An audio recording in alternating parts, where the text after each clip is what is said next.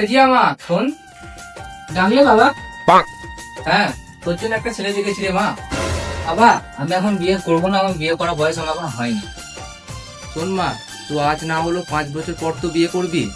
ছেলেটার ফ্যামিলি ভালো, ছেলেটার বাবা প্লেন চালায়, মা ডাক্তার। বিয়েটা কর। না, আমি বিয়ে করবো না। আমি বিয়ে করে জিতকে বিয়ে করবো। আমি জিতকে খুব ভালোবাসি। না, আমি যেটা বলবো সেটাই হবে। ওই খেপার ছেলে তুই যদি বিয়ে করিস তাহলে তো ভিক্ষা করে খেতে হবে। না, আমি বিয়ে করে জিতকে বিয়ে করবো। তুই যা করার করে না।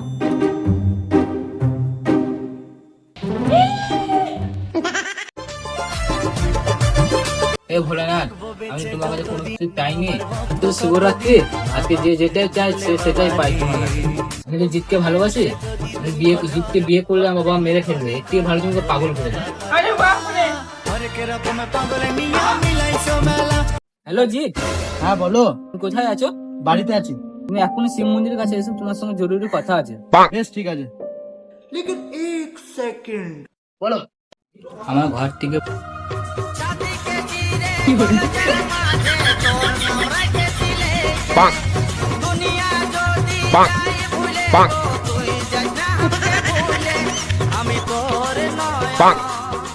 Two thousand years later.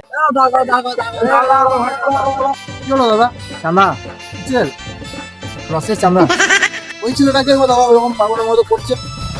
আর বলো না দাদা, ওর একটা প্রেমিকা ছিল, সেই প্রেমিকা ওকে ছেড়ে চলে গেছে। সেই জন্য ওরা একটা এই অবস্থা। কি আর বলবো, দুঃখের বিষয়। যা হোক আমার দাদা।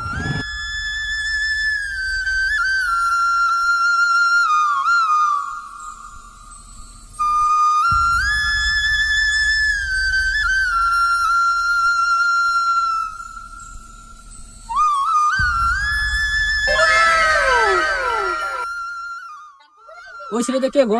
আমার নামটা বুকে লিখে রেখেছে। ও কি জি? হ্যাঁ হ্যাঁ ওই জি, তুমি করে চিনলে? কি করে?